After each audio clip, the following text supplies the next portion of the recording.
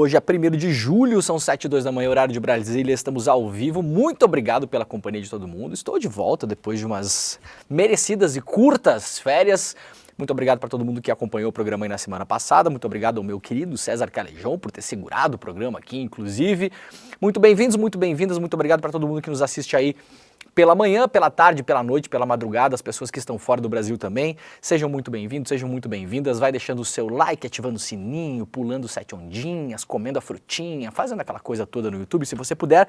Estamos ao vivo nos canais de YouTube do ICL Notícias do Eduardo Moreira e também do Leandro Demore. Você pode se inscrever gratuitamente nesses canais, ativar o sininho para serem avisados quando estamos ao vivo. No entanto, claro, vocês sabem, a gente está ao vivo todos os dias às 7 horas da manhã, horário de Brasília, aqui vamos ao vivo até o 12h30 com todos os programas do ICL. Depois voltamos às 6 horas da tarde, iniciozinho da noite, com o ICL Notícias, segunda edição. Muito bom dia para quem está nos acompanhando em todas as redes sociais, nas mais relevantes por aí. Estamos na Twitter, no Twitch, no Facebook e também no Instagram. Claro, nos nossos canais de YouTube. E muito obrigado para quem nos acompanha pela TV aberta. Este programa é transmitido pela televisão, então se você não quiser gastar a sua mal funcionante e caríssima internet no Brasil, você pode nos assistir na TVT em São Paulo e Grande São Paulo, também na TV Quirimurê, lá na Bahia, na Rádio Brasil Atual e na Rádio Heliópolis, as duas rádios que também retransmitem este programa. Você pode ouvir aí no seu bom e velho radinho, né? Está no carro, está indo para o trabalho, voltando do trabalho. Pode ouvir no celular também, para quem não sabe pode ouvir no celular através do YouTube, deixar só no áudio, né? Você não precisa acompanhar este programa em vídeo. Se você estiver no metrô, no busão, na rua, tiver que prestar atenção em alguma outra coisa, claro, você não precisa ficar assistindo a este programa, mas apenas ouvi-lo. Se você quiser, já deixe o seu comentário também, diga de onde você está assistindo esse programa, converse com as pessoas no chat de maneira civilizada. Vocês sabem a regra, né? Não pode empurrar o coleguinha, colar chiclete no cabelo, aquela coisa toda. Fora isso, tudo é permitido, né? Vocês estão bem? Tá tudo certo com vocês? Segunda-feira, melhor dia da semana, sempre, né? Todo mundo muito animado, inclusive nós estamos muito animados aqui. Aliás, hoje, daqui a pouquinho, eu estarei no N1, no ICL Notícias, primeira edição. A gente vai entrevistar o Matheus Gomes, deputado estadual lá do Rio Grande do Sul. Temos novidades sobre a Fraport, a concessionária alemã que controla o aeroporto de Porto Alegre. Você sabe muito bem a história, a gente vem acompanhando de perto aqui, fazendo algumas denúncias importantes, né? Começou aquela história de que não fizeram absolutamente nada no aeroporto, deixaram a coisa como estava. Quem foi drenar o aeroporto depois da enchente foram pessoas que plantam arroz ali no Rio Grande do Sul, entraram na área do aeroporto, a Fraport disse que não sabia de nada, não tomou nenhuma atitude, começou a pressionar o poder público para que a gente pagasse pelos estragos. Falaram inicialmente em R$1 bilhão, seria necessário esse dinheiro todo, né? O seu dinheiro, né? O nosso dinheiro, o dinheiro da sociedade civil brasileira para pagar os estragos lá que aconteceram por conta das enchentes no Rio Grande do Sul. Depois voltaram atrás, falaram que não era bem assim, talvez 300 milhões, aí tem um seguro de 100 e poucos milhões, então a conta foi baixando. De todo modo, o poder público não tirou dinheiro do bolso ainda, a Fraport começou a recuperar o aeroporto misteriosamente, né? Começou a trabalhar, aparentemente dava para trabalhar, né, dona Fraport? Mas agora o Matheus Gomes traz uma denúncia muito séria, muito importante, em relação a obras anti-enchentes que deveriam ter sido feitas na área do aeroporto e, segundo a denúncia do deputado, fartamente documentada. Nós mostraremos a documentação aqui. Aliás, a Fraport já respondeu publicamente em relação a isso. As obras não foram feitas de modo adequado, o que pode ter inundado ainda mais o aeroporto e as áreas vizinhas, ou seja, a maneira como a empresa alemã tocou essas obras não conformes, né, segundo a denúncia do Matheus, segundo os próprios documentos que ele trouxe, documentos oficiais da burocracia estatal brasileira, pode ter ajudado a alagar as áreas vizinhas ao aeroporto, a casa das pessoas. Então a coisa é muito mais complicada. Para quem não lembra, nós conseguimos mandar, tem uma reunião anual, né, em Frankfurt, na Alemanha, com os acionistas, e nós aqui do CL conseguimos mandar 3 perguntas para que os acionistas críticos, que é um grupo de acionistas que compram pequenas frações das empresas na Alemanha, para poderem participar dessas reuniões e fazerem as perguntas que ninguém quer fazer. A gente mandou 3 perguntas perguntando, né, se a Fraport tinha tomado algumas atitudes ou não tinha tomado algumas atitudes, e a preocupação dos acionistas críticos era justamente em relação às obras anti-enchentes, quer dizer, se a empresa tinha feito o que era para ter feito quando assumiu a concessão do aeroporto. Aparentemente, pelo que mostram os documentos, a empresa não fez as obras conforme estava acordado em contrato. Ou seja, o caso cresceu, ficou mais complexo e a coisa está muito feia para o lado da empresa alemã. A gente vai falar com o deputado daqui a pouquinho no ICL Notícias, primeira edição, quando o Terminal Desperta, você fica por aí que tem muito mais coisa hoje pela manhã. Tá bom, gente?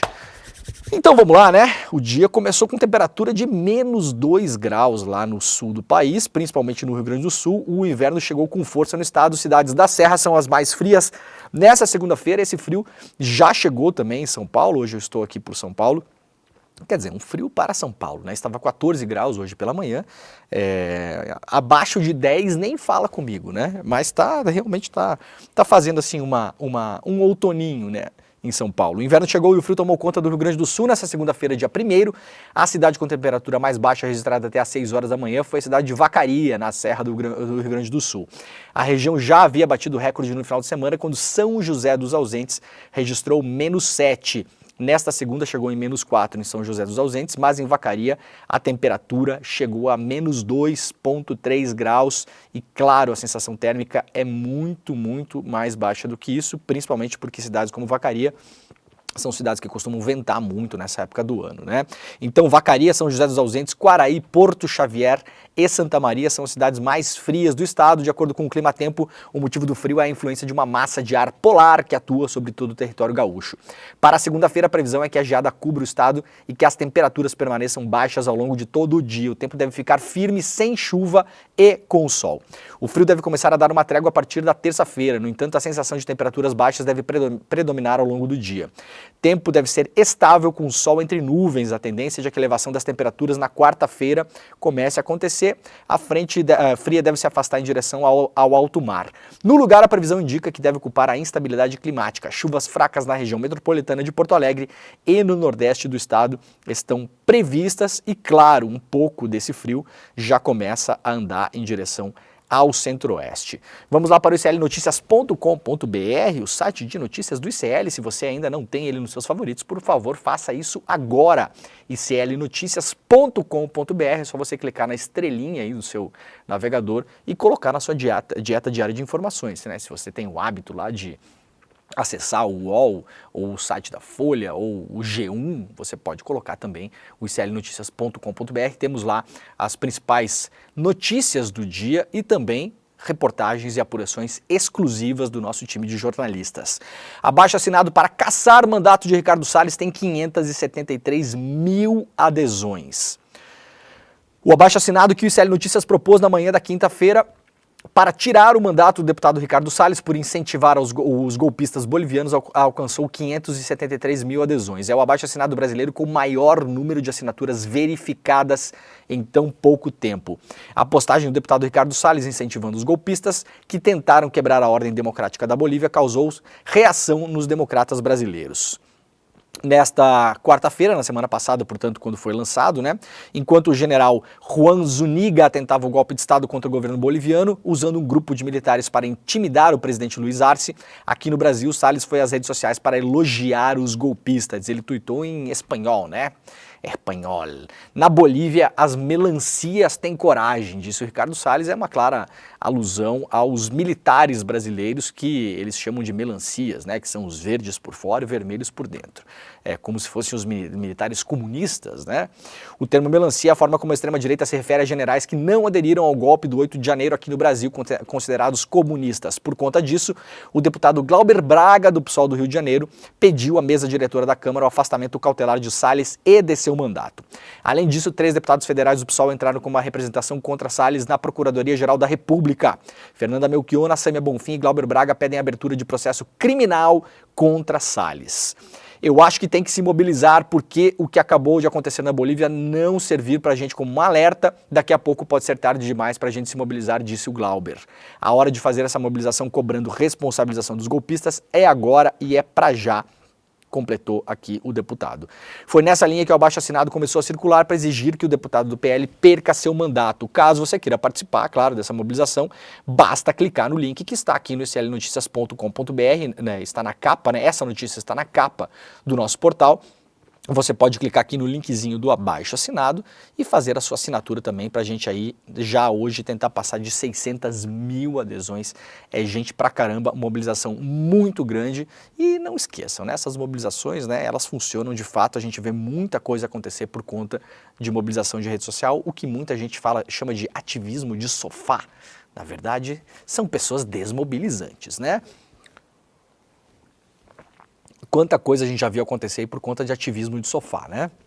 É curioso que falam que o Bolsonaro só ganhou a eleição por causa da internet, mas na hora de usar a internet as pessoas falam que a internet não funciona. Bilionários foram blindados, diz deputado que investigou a fraude das Americanas. Nos últimos dias, a fraude gigantesca identificada nas Americanas voltou ao noticiário com a operação da Polícia Federal contra o ex-comandante e CEO da empresa Miguel Gutierrez e a ex-diretora Ana Saicali. Ambos tiveram ordem de prisão expedida por causa do rombo de 25 bilhões e provocar prejuízos aos acionistas minoritários, credores e funcionários. Prejuízos esses que vocês sabem, né? Quem acompanha aqui o Desperta sabem que isso aí estourou também nas contas públicas, porque alguns dos bancos credores são bancos públicos. As Americanas já tiveram aprovação de créditos via BNDES, que é dinheiro público, e claro, no fim das contas estoura também nas contas públicas, porque isso vai afetar pequenas empresas que são fornecedoras, que vão pedir falência, vão pedir empréstimo, vão deixar de pagar funcionário, vai demitir gente, essas pessoas vão pegar dinheiro do fundo de garantia, vão pegar dinheiro do seguro-desemprego, né? Então muita gente por conta disso vai ficar doente também, vai parar lá no SUS, então não tem esse papinho, né? Porque aqui ninguém é Paulo Guedes de acreditar que tem o PIB privado e o PIB público, né? Esses dinheiros se misturam e é claro que isso estoura também no dinheiro público, no fim das contas. Acabaram localizados na Espanha, né, esses dois ex-executivos da empresa, e fizeram acordo para responder às acusações em liberdade. No entanto, para o deputado Tarcísio Mota, que foi membro titular da CPI que investigou a fraude, personagens importantes estão sendo poupados nas investigações. A gente cobriu muito, falou sobre isso aqui, inclusive. Disse o Tarcísio Mota, além dos dois executivos, é preciso responsabilizar, sobretudo, os chamados acionistas de referência, porque eles eram os majoritários, disse o Tarcísio ao ICL Notícias, referindo-se, claro, aos bilionários Jorge Paulo Lemann, Carlos Alberto Sicupira e Marcel Teles, que eram os controladores das Americanas. Como a gente mostrou aqui no ano passado, eles abriram mão do controle da empresa de graça, o que é extremamente incomum no mercado do mundo todo. Imagina, você é controlador de uma empresa do tamanho das Americanas. Geralmente, quando os controladores abrem mão do controle, ou seja, eles cedem parte das suas ações, isso tem um preço, claro. Tudo no mercado tem um preço, isso custa um dinheiro. Eles fizeram isso de graça. Curiosamente, pouco menos de um ano depois de estourar a fraude bilionária nas Americanas, a qual eles reportam não terem tido nenhum conhecimento. Segundo o deputado, eles se beneficiaram com o lucro inflado da companhia e beira o absurdo imaginar que eles não soubessem do que estava acontecendo. Esse é um caso efetivo em que os bilionários terminam blindados por N motivos. Essa proteção, admite Tarcísio, aconteceu até mesmo na comissão parlamentar que tratou do assunto. Disse ele, a maioria da CPI trabalhou para blindar os três acionistas de referência, mesmo com indícios fortíssimos, sobretudo sobre Sicupira, que acompanhava a questão das lojas americanas mais de perto, lembrou o Tarcísio. O deputado conta que a maior parte dos integrantes da comissão alegava que convocar os acionistas majoritários seria um constrangimento, que poderia haver abalo no mercado.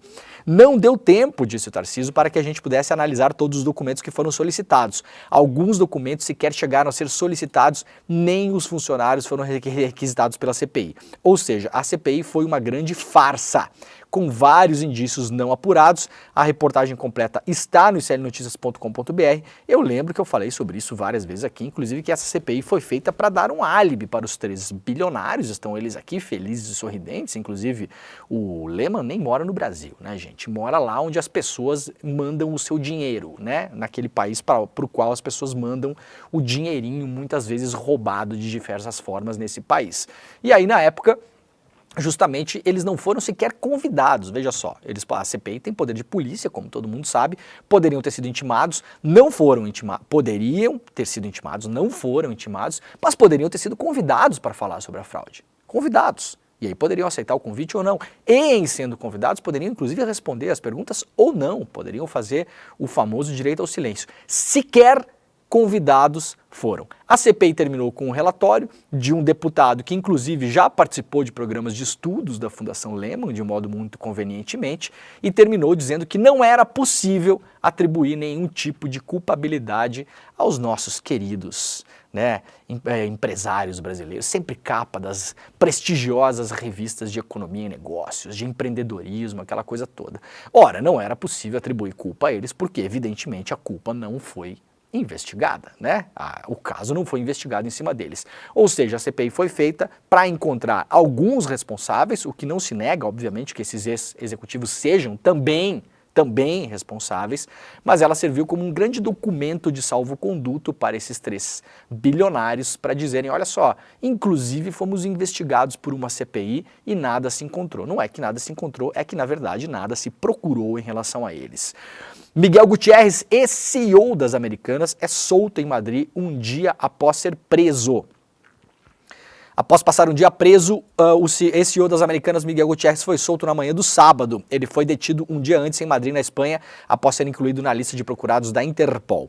A liberação foi confirmada pela defesa de Gutierrez, que garantiu sua permanência na Espanha durante o andamento do processo. O ex-CEO da empresa deverá entregar o passaporte e não poderá deixar o país. Miguel Gutierrez é acusado de comandar um esquema de desvios e fraudes contábeis nas lojas americanas. Os prejuízos chegaram a 25 bilhões de reais. Na quinta-feira, ele e outros diretores da empresa foram alvos de uma operação da Polícia Federal. Além dele, havia um mandado de prisão contra a ex-diretora da empresa, Ana Saicali. A defesa reitera ainda que Miguel jamais participou ou teve conhecimento de qualquer fraude, que vem colaborando com as autoridades, prestando os esclarecimentos devidos nos foros próprios, manifestando uma vez mais sua absoluta confiança nas autoridades brasileiras e internacionais. Ainda lá no iclnoticias.com.br, ex-diretora das Americanas terá que entregar passaporte ao chegar ao Brasil. A ex-diretora das Americanas, Ana Cristina Ramos Saicali, embarcou de volta para o Brasil neste domingo, portanto, no dia de ontem. A executiva cumpriu determinação da Justiça no sábado e não será mais presa preventivamente. Ao chegar em solo brasileiro, no entanto, a ex-diretora do braço digital da empresa terá que entregar seu passaporte para as autoridades e não poderá deixar o Brasil até o fim das investigações.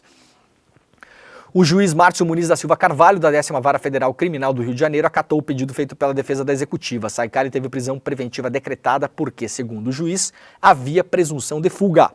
Ao lado do ex-CEO das Americanas, Miguel Gutierrez, ela foi alvo de um mandato de prisão na operação que apura as fraudes contábeis da empresa. Os mandatos de prisão foram expedidos pela Justiça Federal do Rio de Janeiro e cumpridos pela Polícia Federal. A ex-CEO e Miguel Gutierrez foram soltos, ele foi solto, ela não chegou a ser presa, porque fez esse acordo, e ele havia sido detido, como a gente falou antes, aqui na Espanha, na sexta-feira, no dia 28. Eles são acusados de participar desse grande esquema de fraudes contábeis nas Americanas. Polícia Federal afirma que ex-CEO das Americanas vendeu bens e enviou dinheiro a paraísos fiscais. Não me diga. Enviou dinheiro onde o chefe mora, para onde o chefe mora. Investigações da Polícia Federal apontam que Miguel Gutierrez se desfez de bens do Brasil e enviou dinheiro para paraísos fiscais. As investigações são citadas pelo juiz Márcio Carvalho, responsável pelas autorizações de prisão do executivo e da ex-diretora Ana Saicali. Gutierrez, que tem cidadania espanhola, e a ex-diretora não estão no Brasil e são considerados foragidos. Isso aqui é a notícia um pouco mais antiguinha, eu peguei aqui para dar um contexto. Já não são mais considerados foragidos porque vocês acabaram de ver, Houve um acordo, ele foi solto, entregou o passaporte, permanece na Espanha porque é cidadão espanhol, então assim manda a lei. Era o mesmo caso do Daniel Alves, lembram? Tinha essa dúvida também. E ela volta para o Brasil, entrega o passaporte, responde em liberdade, mas ficará impedida de deixar o país. Segundo a Polícia Federal, e-mails e anotações foram encontrados em um iPad e mostrariam que Gutierrez criou um engenhoso esquema societário com diversas remessas de valores a offshores sediadas em paraísos fiscais. As anotações do iPad também demonstram a preocupação de Miguel Gutierrez em blindar o seu patrimônio após deixar o cargo de diretor-presidente das Americanas, sabedor que o escândalo iria explodir. Ou seja, essas movimentações foram feitas antes da descoberta pública da fraude nas Americanas. A Polícia Federal informou ainda que o plano do executivo seria transferir todos os imóveis em seu nome para empresas ligadas a familiares e enviar os valores a outras empresas ligadas a ele e aos próprios familiares no exterior. Vocês sabem como é que funciona isso, né? Você tem os imóveis aqui no Brasil, por exemplo, que estão no seu nome. Aí você transfere esses imóveis para o nome de uma empresa aqui no Brasil. Só que esta empresa é controlada por empresas que ficam fora do Brasil. E isso vai dificultando, né? Você vai criando um esquema, sabe aquelas bonequinhas russas, né? Como é que é o nome daquela bonequinha russa? Alguém sabe? Aquela que vai uma bonequinha dentro da outra? Eu não lembro o nome. Eu até tenho uma em casa, comprei quando eu fui a Moscou, em 2013. Então, é um esquema que você vai criando esse esquema de bonequinhas, né? Então você tem uma empresa, e aí essa empresa é dona de outra empresa, e a outra empresa é dona dessa empresa, e aí você vai dificultando o rastreio do dinheiro. Se você tem uma empresa no Brasil que é detentora de alguns imóveis, mas essa empresa no Brasil é controlada, por exemplo, por uma empresa espanhola, aí a empresa espanhola é controlada por outra empresa, ou por uma trust, né, como se chama, que está sediada em Malta.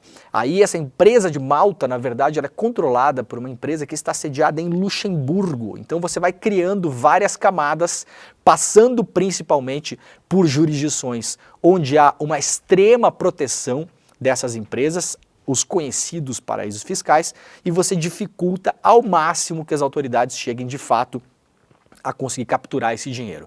Quando chegam lá, possivelmente esse dinheiro já foi para outro lugar. Foram encontradas anotações que ilustram o esquema societário com remessas de valores, empréstimos e doações entre as empresas ligadas a Miguel Gutierrez, disse a Polícia Federal em seu relatório. Em um e-mail, a Polícia Federal encontrou informações sobre uma transação de 1,5 milhão de dólares com uma empresa sediada em Nassau, nas Bahamas, que é, portanto, um paraíso fiscal. Olha, 1,5 milhão de dólares, famoso troco de pinga nesse negócio. Né? Essas pessoas ganharam muito dinheiro com isso. E como ganharam dinheiro com isso? Principalmente com a valorização das ações, né, gente? Eles maquiaram os balanços da empresa.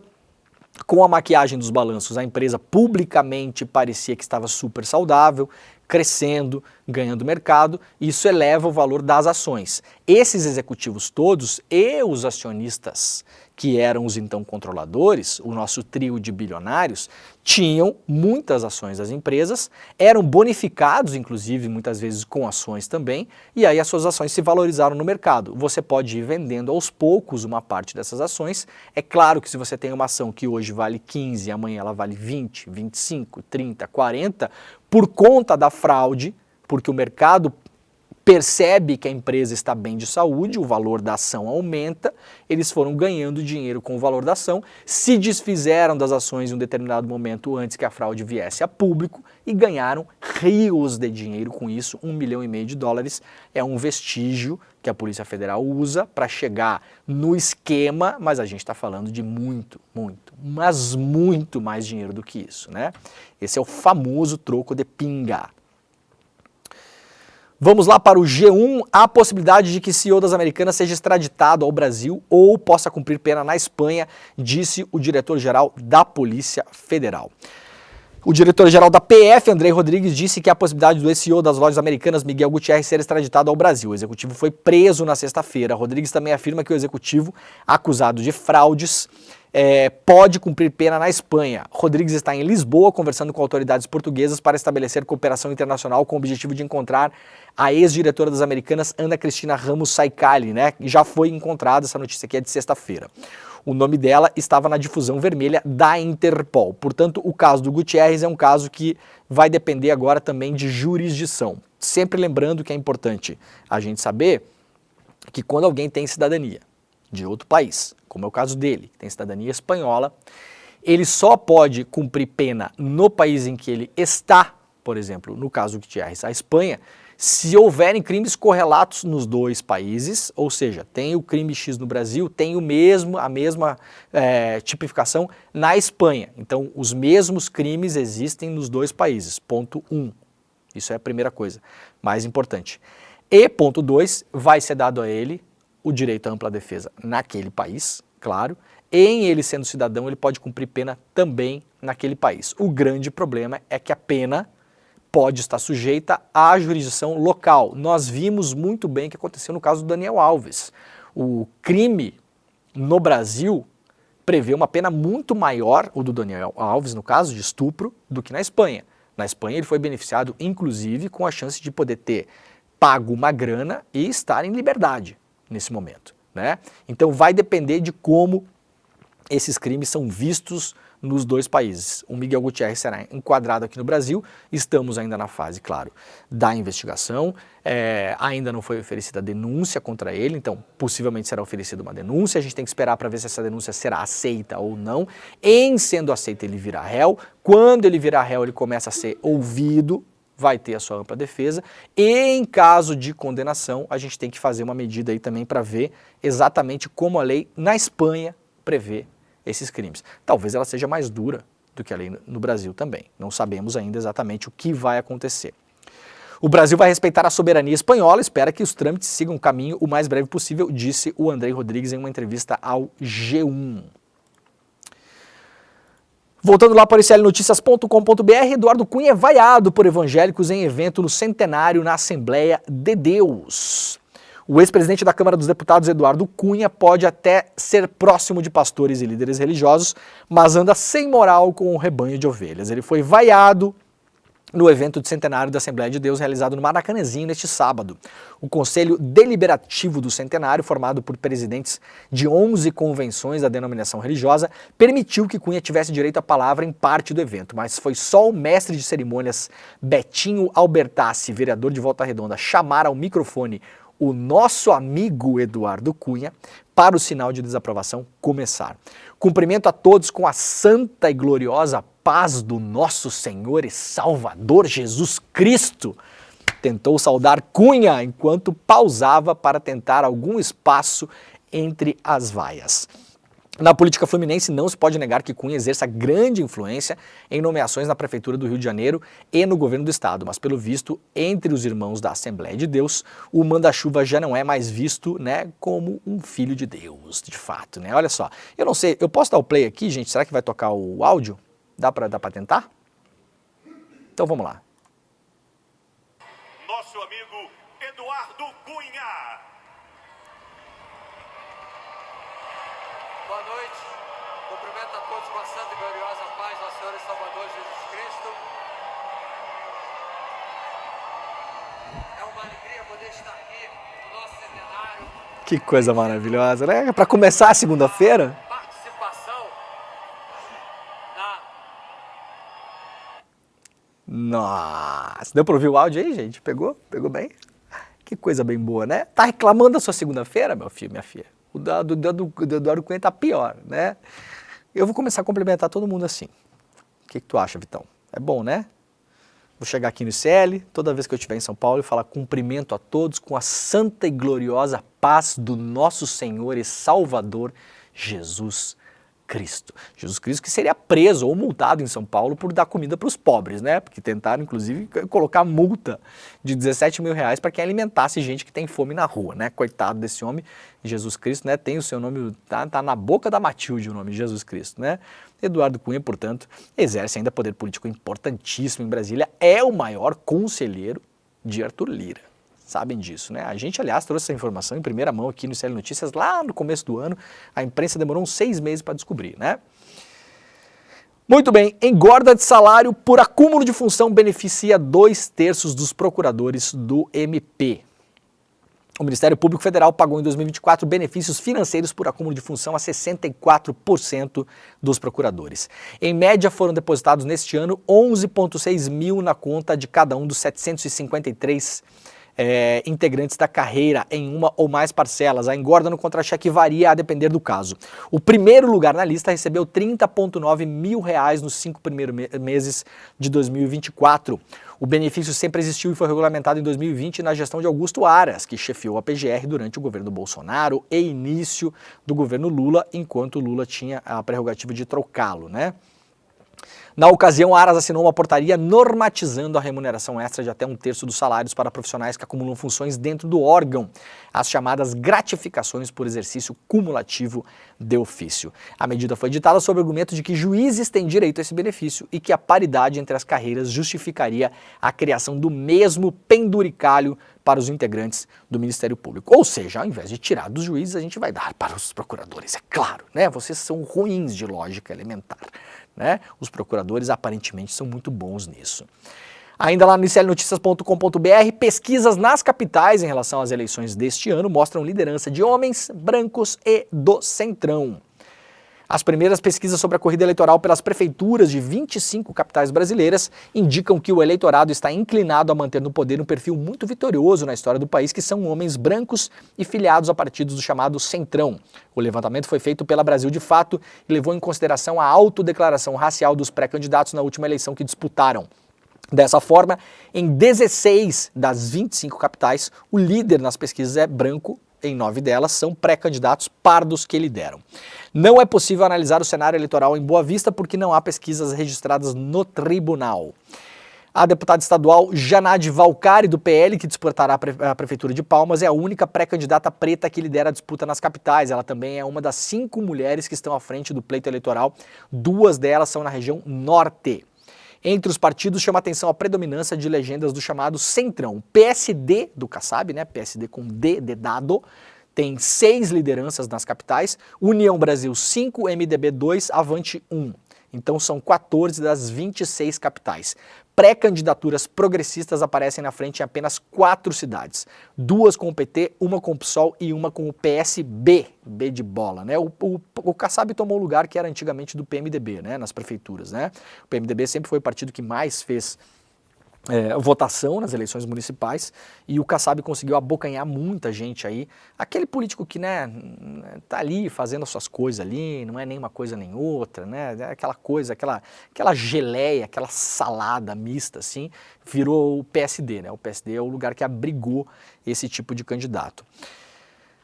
A matéria completa, com todos os nomes dos candidatos, está publicada pelo Brasil de Fato e republicada pelo iclnoticias.com.br. Vamos lá para as eleições na França. A extrema-direita sai na frente, mas a esquerda e centro fecham aliança.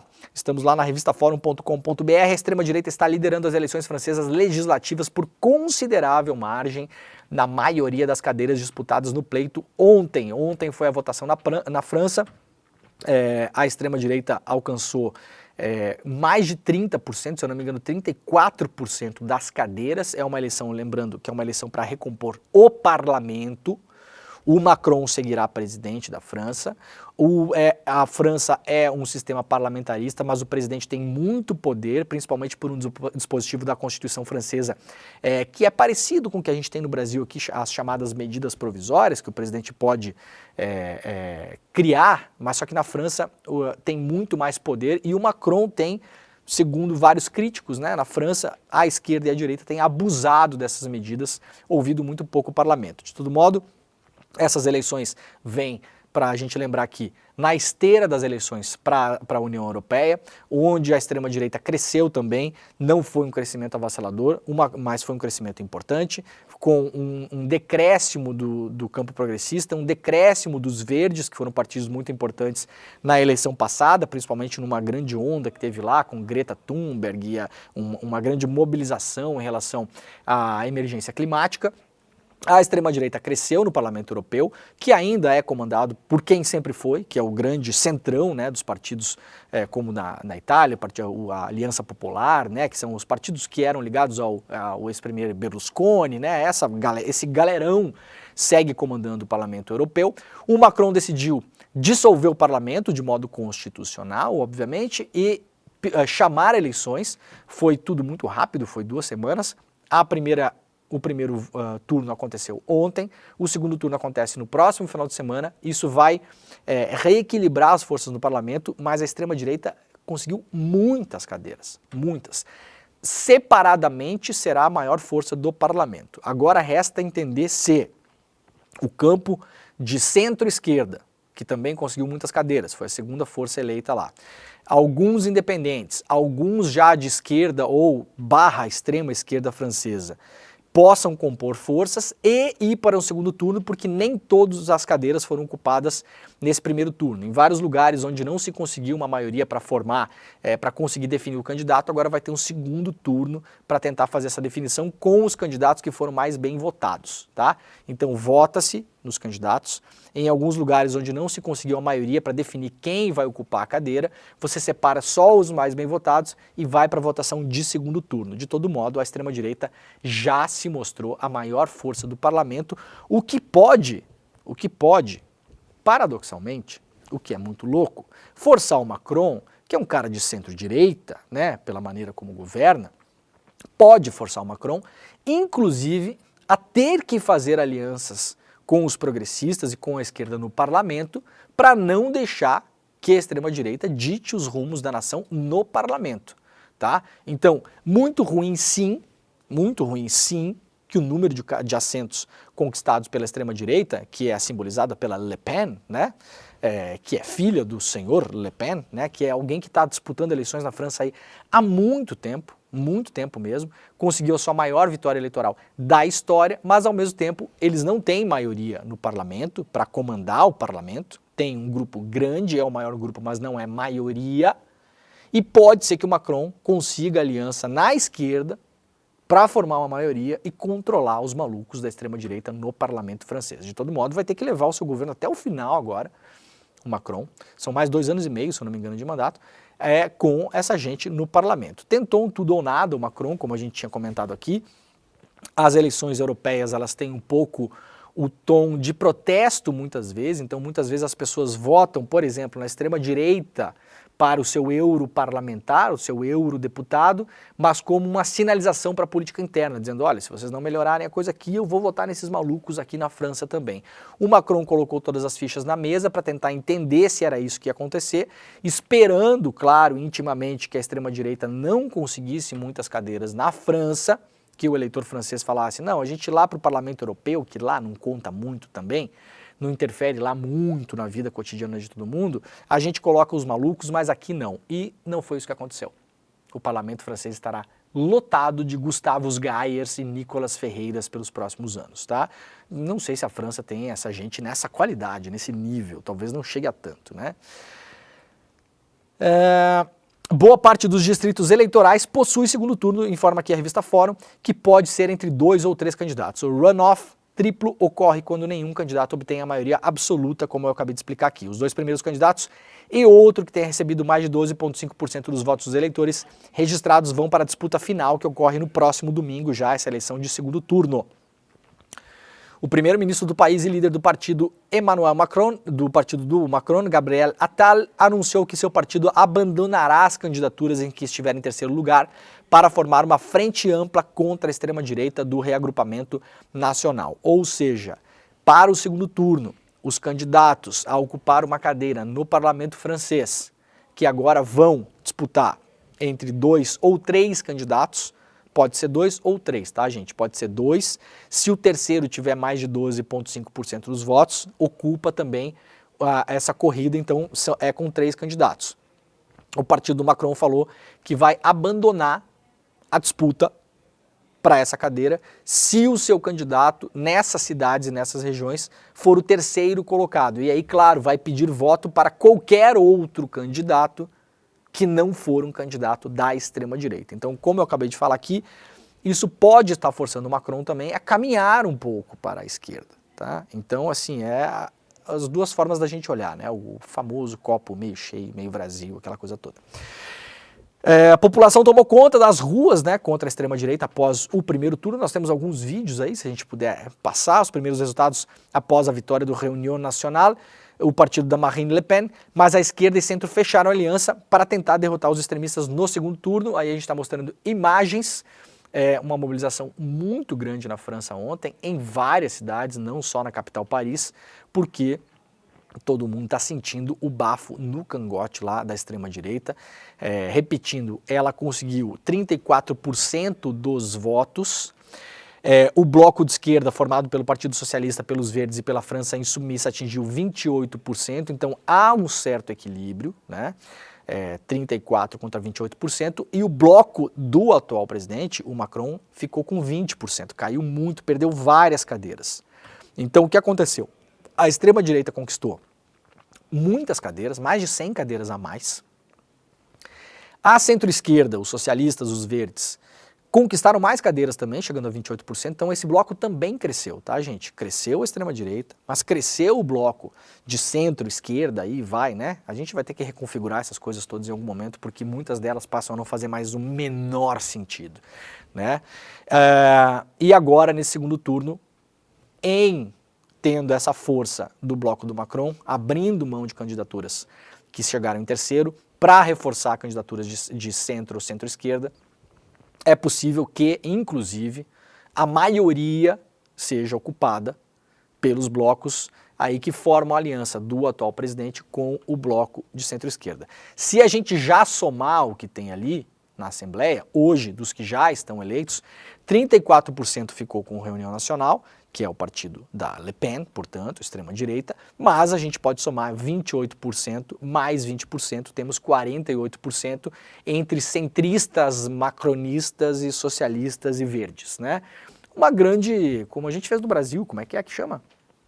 Uma frente ampla, né? Teremos na França, possivelmente no comando do parlamento, aí, uma frente ampla, um frentão, uma geringonça. A gente viu que no Brasil o negócio não funciona muito bem, né?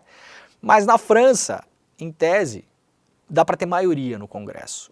Ou seja, a extrema-direita pode incomodar, vai forçar pautas, vai distensionar, já com vistas, porque a grande eleição da extrema-direita na França não é essa de agora. A grande eleição da extrema-direita na França é a substituição do Macron. Então, eles vão usar o parlamento agora, com visibilidade de parlamentares, para distensionar, para fazer o que aconteceu no Brasil, né, a famosa polarização, com vistas à substituição do Macron daqui a 3 anos. Se eu não me engano, o Macron tem mais 3 anos. Será que é isso ou estou ficando maluco?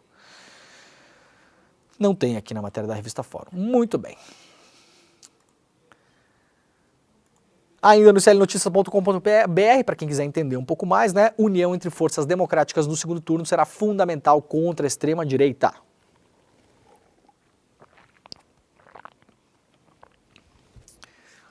Matéria publicada pelo Brasil de Fato e republicada aqui, portanto, pelo clnoticias.com.br, com todos os dados, os nomes, tudo que você precisa entender sobre as eleições na França. O Jamil Chad lá no UOL faz uma análise super interessante também, para quem quiser ler. Vitória da extrema-direita na França afetará guerras, Mercosul e clima. A segunda maior economia da Europa, com repercussão na guerra na Ucrânia, a relação com os Estados Unidos e o destino da União Europeia, do acordo comercial com o Mercosul e na própria atuação na OTAN. A extrema-direita foi a grande vencedora do primeiro turno, num voto considerado como histórico, e se aproxima de assumir o governo do país pela primeira vez desde a Segunda Guerra Mundial. O partido que surge como vencedor no primeiro turno da eleição é comandado, como a gente falou aqui, pela Marine Le Pen, ainda que ela tenha oficialmente abandonado a ideia de uma saída da França da União Europeia, depois que viram o desastre que foi a saída da Grã-Bretanha da União Europeia, né, o Brexit, que aliás a Grã-Bretanha tem eleições agora e a direita vai perder, né, isso já está consolidado, não se sabe por quanto, mas o Partido Trabalhista, o Labour, deve voltar ao poder na Grã-Bretanha, o que vai equilibrando as forças também na Europa, isso é sempre muito importante. A extrema-direita já alertou que, se sair vitoriosa, vai determinar quem será o comissário da França na nova Comissão Europeia. Membro permanente do Conselho de Segurança na ONU e potência nuclear, a França tem sua política externa em grande parte definida por seu presidente. De fato, em um recente encontro com Lula, Emmanuel Macron deixou claro que nada mudaria nesse setor. Mas o homem que pode assumir o cargo de primeiro-ministro pela extrema-direita, Jordan Bardella, já deixou claro que vai confrontar o posicionamento de Macron no mundo e que considera que não existe um consenso legal sobre a atribuição exclusiva da presidência a dar as cartas em temas de defesa e diplomacia. Ainda durante a campanha, Bardella já anunciou que não vai permitir que a França envie tropas para a Ucrânia ou que se engaje em uma guerra direta contra a Rússia, uma proposta que chegou a ser considerada por Macron. Sem qualquer experiência em governos, o líder de apenas 28 anos também indicou que vai usar seu eventual posto de primeiro-ministro para barrar o envio de certas armas para Kiev. Para isso, porém, ele terá de formar maioria no segundo turno no próximo domingo. O movimento da extrema-direita foi acusado de manter relações com Vladimir Putin, inclusive com financiamento para suas campanhas no passado.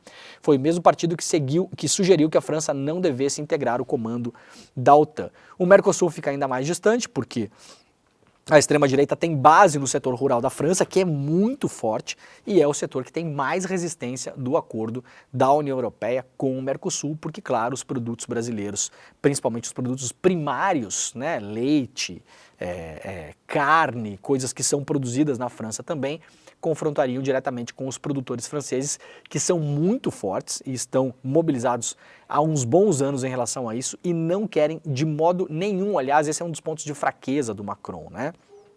Vários protestos em relação a isso na França, de produtores, aqueles protestos clássicos onde eles jogam leite na rua, aquela coisa toda. Isso acontece também porque a agricultura na França é hiperprotecionista, é um dos países mais protecionistas do mundo. Os agricultores são muito beneficiados pelo Estado, parte da produção deles só acontece por conta de dinheiro público na França. E eles não querem abrir o seu mercado de modo nenhum, querem apenas, claro, exportar os queijos e os vinhos franceses, mas não querem que os vinhos argentinos, uruguaios, brasileiros, chilenos cheguem no mercado francês com condições de competir, por exemplo, nem mesmo a carne, nem mesmo o leite, que seja o leite em pó, né, para ser reconstituído lá depois, ou os grãos brasileiros. Então, esse agro na França, assim como no Brasil também, se aproximou muito da extrema-direita. O Brasil também é um país super protecionista no agro, você sabe, né? O agro tem vários benefícios aqui, não paga um centavo de exportação de grãos, né? A famosa Lei Candir, tem várias linhas para concessão de dinheiro, empréstimo, seguro, compra de bens de capital, compra de maquinários a juros que você nunca verá no seu banco, muito antes, pelo contrário, só se você for do setor, porque qualquer outro setor da economia está completamente ferrado em relação a isso, a gente paga juro lá em cima, não tem benefício nenhum aqui no Brasil, muito pelo contrário, o setor, boa parte, né, o agro é muito complexo, né, gente, o agro é desde do tiozinho lá que planta alface até o grande produtor de laranja, maior produtor de laranja do mundo, né, o senhor Braille Lumage, então tudo isso é o agro. Eu estou falando desses mega, hiper produtores, são super beneficiados pelo Estado no Brasil. Na França não é diferente, aliás, acho que é até mais protecionista a França do que o Brasil.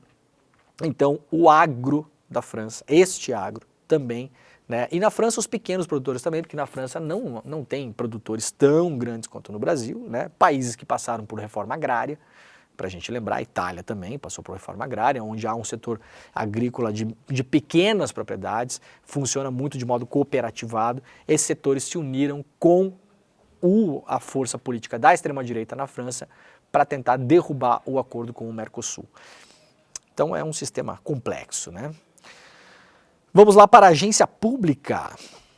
Após PL do estupro, políticos bolsonaristas têm novos projetos que ameaçam aborto legal.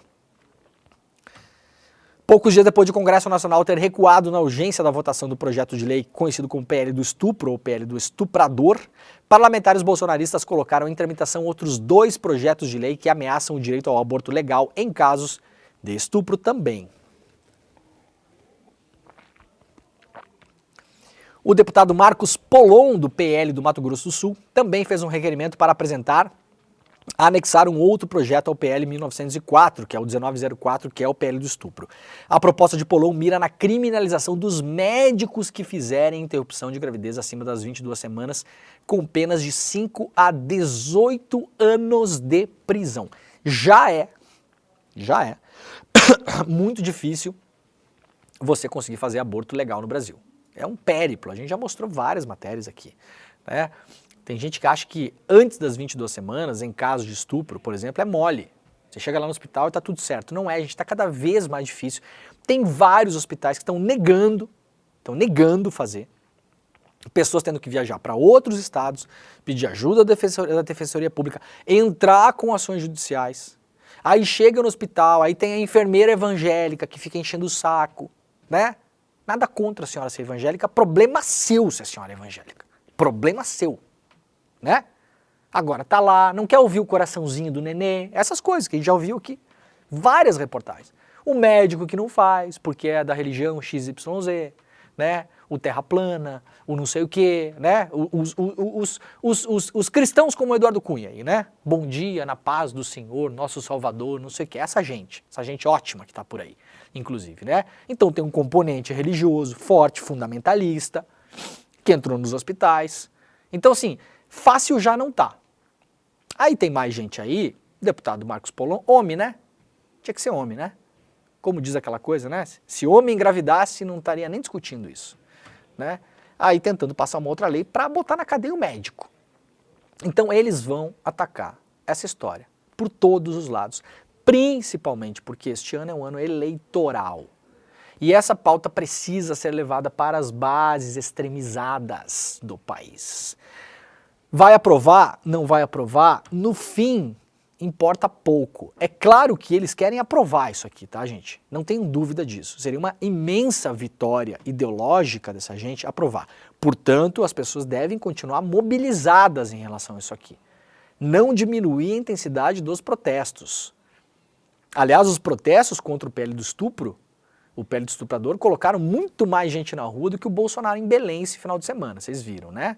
Fracasso absoluto. Vocês sabem que eu sou muito equilibrado no negócio aqui, e sou mesmo, né? De falar das manifestações do Bolsonaro. Não fico aqui, né, vendendo coisa que não existe. Falar que flopou, não sei o que, na Avenida Paulista, obviamente não flopou.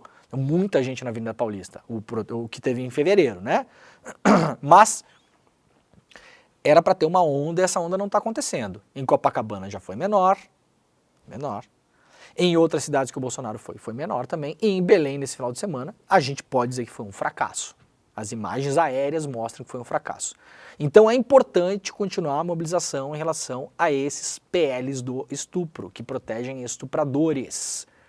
Porque está se colocando mais gente na rua do que o Bolsonaro está colocando, e o Bolsonaro achou que seria uma onda crescente que não está sendo. Essas viagens dele pelo país. Está testando a sua popularidade. Né? Mas tem mais coisa por aí para quem quiser se inteirar e entender os textos. Está tudo publicado lá na Agência Pública. O site é apublica.org.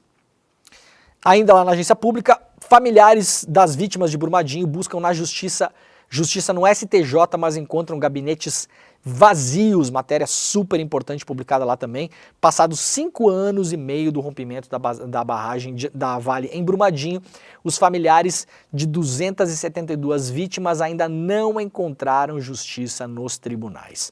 Nenhum dos casos dos acusados pelas mortes foi condenado até agora. 5 anos e meio, nenhum acusado pelas mortes condenado.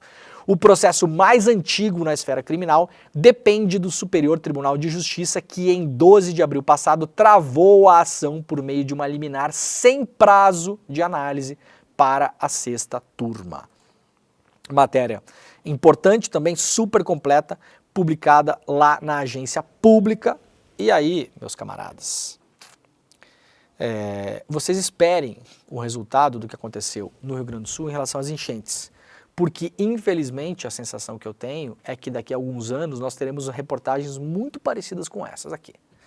Muito parecidas, né? Gente ainda buscando indenização, reaver a sua casa, reaver os seus bens, pessoas que perderam familiares, que tentaram buscar a sua justiça no Poder Judiciário e não encontraram. A gente está falando de Brumadinho, de uma situação específica, de responsabilidade de uma empresa muito específica, e 5 anos e meio depois nós temos no STJ uma ação travada e nenhum responsável por o que aconteceu em Brumadinho até hoje foi sequer condenado. Eu não estou nem falando em preso, eu estou falando em condenado, condenação criminal das pessoas que avaliaram a barragem, que não fizeram o que tinha que ter sido feita, que forçaram a capacidade da barragem, dos superiores dessas pessoas, nada, absolutamente nada até agora. 5 anos e meio se passaram e absolutamente nada aconteceu. Vamos lá, a gente está indo para o final do programa, lembrando que daqui a pouquinho eu estarei no ICL Notícias primeira edição com o Matheus Gomes, deputado estadual do Rio Grande do Sul. A gente vai falar sobre o caso da Fraport, a concessionária alemã que controla o aeroporto de Porto Alegre, que tentou botar a mão em R$1 bilhão do nosso dinheiro. Podemos dizer com muita segurança que nós aqui do ICL impedimos isso. Vocês sabem muito bem como a gente foi para cima desse caso. O dinheiro muito possivelmente seria liberado se a gente não batesse perna aqui. A gente é bom de bater perninha, bateu palminha, gritou um pouquinho, a coisa não andou, a Fraport ameaçou publicamente de sair do Brasil e deixar o aeroporto abandonado, no que poderia ter feito, sem problema nenhum, a Infraero assumiria o aeroporto. A Infraero tem condições de fazer isso, a Infraero já foi a segunda maior administradora de aeroportos do mundo e só não o é por uma decisão política que começou com o governo Dilma e só se intensificou depois, porque começou a abrir mão dos aeroportos que administrava. De aeroportos grandes que a Infraero administra no Brasil hoje, temos apenas um, que é o Santos Dumont, no Rio de Janeiro. Tentaram esvaziar o Santos Dumont no ano passado, lembram? Jogando vários voos lá para o Galeão, porque o Galeão é uma concessão de uma empresa privada que precisa ganhar dinheiro, né? Então os interesses econômicos eles vão andando. Aí a Fraport recuou, está limpando o aeroporto de Porto Alegre agora, está publicando vários vídeos no Instagram, né? Vai retomar os embarques pelo Salgado Filho agora, no próximo mês. Você embarca no Salgado Filho, mas vai de ônibus até a base aérea de Canoas, porque a pista vai seguir sendo operada de lá, né? Então já não é mais 1 bilhão, já é 300 milhões. Aí tem um seguro que a Fraport não tinha falado ainda do seguro, só falou porque a gente forçou a barra aqui, né, com o nosso jornalismo. Aí a Fraport foi correndo lá para a Rádio Gaúcha, que é a imprensa hereditária, hegemônica no Rio Grande do Sul, dar uma entrevista, fazer contenção de danos, né? Não, veja bem, não é bem assim e tal, né? Uma semana depois até me citaram na Gaúcha, fiquei muito honrado. Como é que é o nome daquele jornalista mesmo lá, Vitor? Leandro, né? Não sei, não lembro, não conheço, né? Trabalha onde mesmo? No Intercept? Não, minha senhora não toma no Intercept faz um tempo já, tá? A senhora faz de conta que não sabe quem eu sou, mas está muito preocupada com as matérias que a gente está fazendo aqui, né? Tem jornalista por aí que podia pular para o outro lado do balcão de vez, ia ganhar mais até se fosse trabalhar na Fraport, eu acho. Deve pagar melhor, né? Multinacional alemã, empresa trilionária, né? Controladora do maior aeroporto, talvez da Europa, aeroporto de Frankfurt, deve estar ali, Charles de Gaulle, Frankfurt e Heathrow em Londres, deve ser os 3 maiores aeroportos da Europa, um deles é da Fraport. Deve pagar salários melhores, né? E você não precisa ficar fazendo papelão ao vivo todo dia no rádio, né? Que também fica meio ridículo, né? Como que é o nome mesmo, Vitor, daquele jornalista, né? Daqui a pouquinho a gente vai estar falando sobre isso lá no ICL Notícias primeira edição, então fica por aí, tá? Fica por aí que a coisa vai pegar fogo hoje. Muito bem, matéria importante para ler lá no UOL, publicada pelo Graciliano Rocha e pelo Pedro Canário. Os Brazão, réus no caso Marielle, acumulam império de ao menos 162 imóveis. Um levantamento feito pelo UOL dá conta de que esse patrimônio chega a um valor, atenção gente, é um conselheiro do Tribunal de Contas da União, que por mais que tenha um bom salário, talvez seja o quê? 30 mil reais por mês, tá? E um deputado, que até ontem era vereador. Patrimônio dos irmãos Brazão, que construíram com esses salários. É um caso parecido com o dos Bolsonaro. A gente tem que fazer curso aqui no ICL de gestão financeira com essas pessoas. Levantamento feito pelo UOL. 120 milhões de reais é o patrimônio desses caras. Em imóveis. Fora o que está pela conta bancária. A reportagem publicada pelo UOL pode ser lida, está na capa do site. Muito obrigado pela companhia de todo mundo, o programa está acabando, vai começar agora o ICL Notícias primeira edição, daqui a pouquinho eu estou por lá para a gente falar do aeroporto de Porto Alegre, porque a gente vai seguir em cima desse assunto sim, tá bom? Muito obrigado, ótima semana para todo mundo, ótima segunda-feira, um beijo e até amanhã, tchau. O cara que foi eleito um dos 40 maiores professores de negócios do mundo topou dar uma aula para o ICL. Ele vai nos dar uma aula sobre o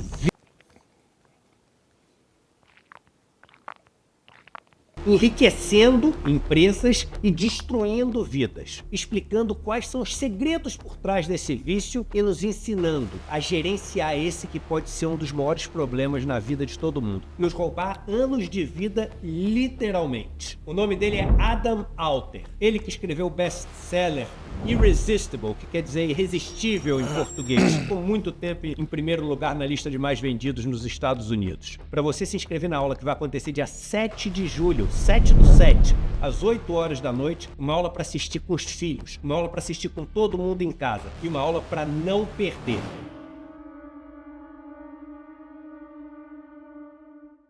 Olá, eu sou André Campedelli, professor do curso de Economia Básica do ICL. Estou aqui para te convidar para fazer esse curso que vai te ensinar os princípios básicos da economia. Tudo o que você precisa saber sobre macroeconomia, sobre microeconomia e os principais conceitos econômicos. Então venho aqui te convidar para você não ficar mais fora desse assunto tão importante para entendermos a realidade e a política brasileira. Então, eu te espero lá no curso. Vamos fazer juntos. Um abraço e até a próxima.